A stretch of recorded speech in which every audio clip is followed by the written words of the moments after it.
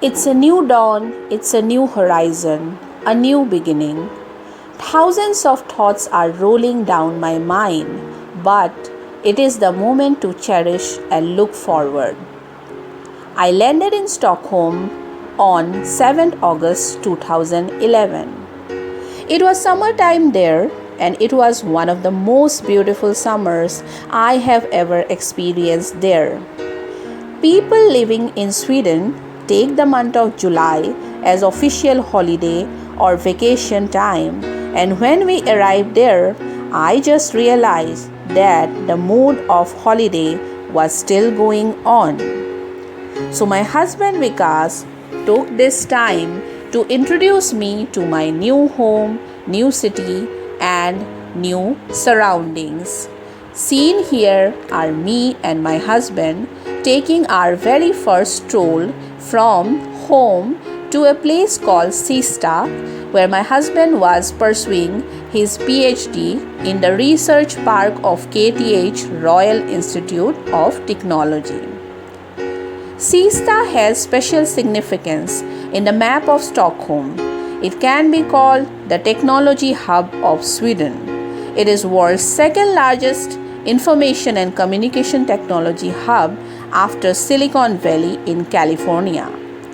It is also the largest corporate area in Sweden and has the presence of international giants like Ericsson.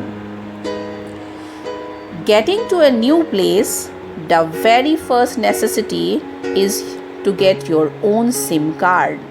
So, we went to Kista Galleria, the biggest shopping mall in Kista Science City, and from there we went all the way to Gamla Stan, the old town in central Stockholm. Friends, just to let you know, the city of Stockholm is well connected through the Stockholm metro rail network called tunnelbana or T-bana in Swedish. It is the rapid network of transport there and has both underground and overground lines.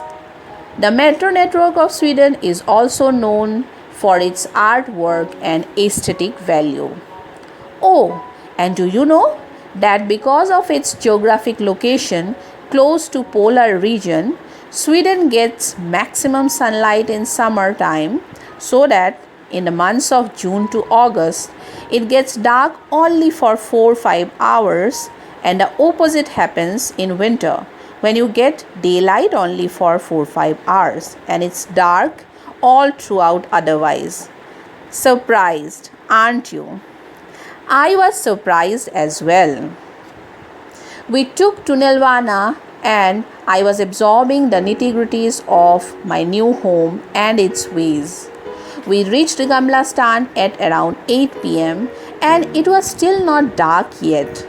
And suddenly, the feeling sank into me that this new place I'm going to call home for another 4-5 years. Long time, isn't it? All of a sudden, I became pensive. Vikas got to read my mind and tried to cheer me up. And that's when a nice elderly couple took this picture of ours to be cherished for a lifetime. In order to start your life in Sweden, another important process is to get your personal identity number or personnummer. It is a card through which data or details regarding you is accessible almost everywhere, be it in educational institutions, healthcare center, or banks. So to get my personnummer, I went to the migration board there one day. Oh, and how can I not include our frequent visits to IKEA, the Sweden-based furniture and home appliances giant. A visit to IKEA used to be very enjoyable, and we used to frequent IKEA almost every weekend or alternate weekend. We did the shopping for our home furniture from there as well. This is us having lunch at IKEA restaurant.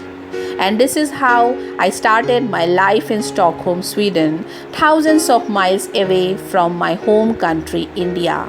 I hope you enjoyed the video and that you will be encouraging me with your valuable comments and feedback. Share the video with your friends and family and do subscribe to my channel for new episodes of my life in Sweden.